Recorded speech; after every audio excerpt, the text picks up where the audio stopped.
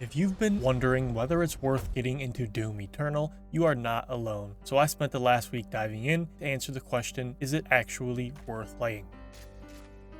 I went in expecting a very simple run and gun shooter, and instead I got dropped into a rhythm game disguised as a demon apocalypse, where every mistake gets punished immediately and every good decision feels like a power trip. So far, I'm only a few missions in, and parts of this game have already rewired how I think about shooters, and especially one specific mechanic that changed everything. We'll get to that.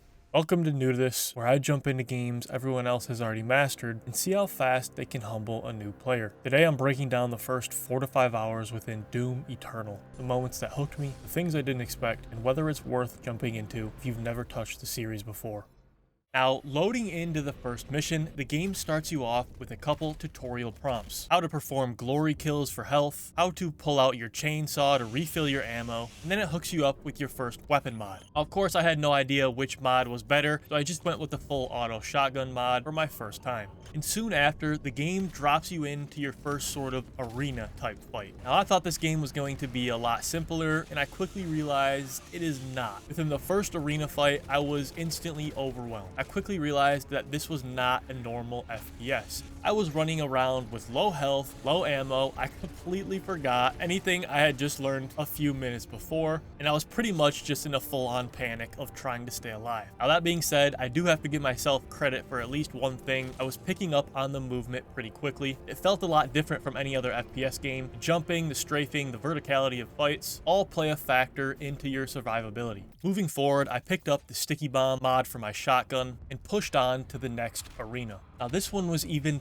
tougher than the last one. A new type of demon appeared I didn't know how to deal with fully, and he definitely gave me some trouble. And that's when I started to realize that Doom Eternal doesn't just want you to survive, it wants you to perform. The game is throwing information at you very fast. Weapons, cooldowns, health regen, chainsaw kills, glory kills. And while I was still trying to keep track of all of these different tools, I started feeling like I was being behind the game instead of in control of it. And that was before the game taught me the real rule, the one I ignored at first and paid for later. Now, this first mission I would definitely classify still as the tutorial. So after this, you hop on to your main base of operation, the Fortress of Doom. Here's where you can acquire new abilities like the Flame Belch, get some new weapons, pick your next mission, and plenty of other things once you get down the line. And that's where the game teaches you about the Sentinel Crystals, where you're upgrading either your health, armor, or your ammo capacity to eventually where you can unlock a few passive abilities as well. Now, I just opted to go for something that seemed simple since I didn't know which one was the best. But one thing I did know for sure is that I was not at max health or max armor very often, so I just went with the quick draw Belch perk. Now, the second mission, the very first thing I noticed as soon as I loaded in was how good the map looks. The gritty atmosphere really pulls everything together. Not only that, this was also where I came to the realization that the combat is a resource puzzle, not necessarily a shooter. Ammo is intentionally scarce, using your chainsaw is not optional, and there's so many things you have to keep track of to keep the gameplay loop flowing optimally. Glory kills equals health economy, Flame Belch gives you armor, and everything feeds everything else.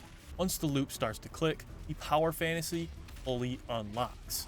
And compared to the last game I played, this is faster, more demanding, and more punishing. At this point, I still don't have a full grasp on it, nor do I have all of the abilities unlocked, but I was slowly starting to build that muscle memory with my keybinds, which of course is bringing me more enjoyment while I'm learning the game. The game isn't necessarily hard, I've just been playing it wrong the whole time. And speaking of playing it wrong, you may see multiple times throughout this video of me just flame belching into midair. And that's because that comes from my habit of pressing R to reload in most other FPSs. When in this game, you don't have to manually reload. You just chainsaw a demon and you're good to go, which is pretty interesting. And it worked fine, but the real problem didn't show up until I thought I was getting good.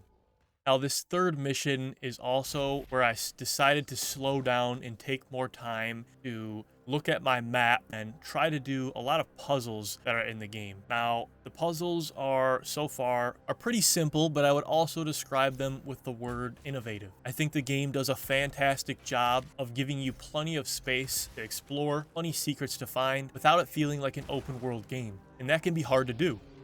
Now, the third mission is when you start to unlock points for your suit, and these are passive abilities that can be very beneficial to your gameplay. Not only that, by this time, I had a few different weapon mods for each of my guns, and I also like to call this mission the end of tutorial mission, where less prompts are showing up, there's less holding your hand through the mission, and the game starts to dive into the story a little bit more. Now, as I progressed through this third mission, what I noticed pretty quickly was how good the map design was. It felt like a well thought out maze, one that respects your time, but also has a little bit of fun along the way. Plenty of fresh new ideas and secrets to find. And of course, one of the main puzzles in this mission that took me a little bit longer than I'd like to admit. I'm sure the veterans know which one I'm talking about. We'll get to that. Now, one thing that I'm really liking about this game so far is the enemy design. Each demon is kind of a mini problem to deal with. And depending on what you have available, you gotta figure out how to kill each one quickly and optimally. Now, at this point in the third mission, the game introduces you to a new type of demon, the Mancubus. Now, this is a long-range heavy demon that uses a flamethrower when close, and its arm cannons actually serve as weak points, which you can disable. Now, the weak points, they force weapon switching, and on top of that, introduce me to a new problem I created for myself that's apparently called tunnel vision. That's right, as I was focused on shooting the cannons off this demon's arms, I was just getting flanked by other demons, and I ended up dying once or twice here. That's when I really started to learn that you must stay moving. Standing still equals death. The game sort of trains aggression. You need to be in the fight, in the fray, not standing behind cover, slowly picking off enemies one by one. That doesn't work.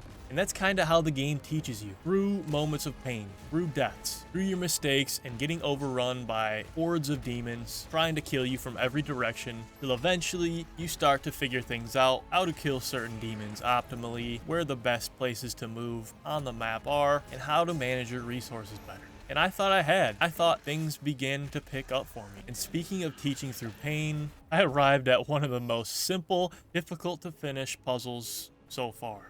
This took me about 5 whole minutes. I was basically just running around, shooting things, punching things, and looking for some sort of secret path maybe. I just couldn't figure it out, and it simply just required a different way of thinking. But after a little bit of frustration, obviously I had succeeded and got it done. Like I said, learning through pain, and I really started to think that I was beginning to understand how the game works. And then the game introduced me to one thing that completely broke my rhythm.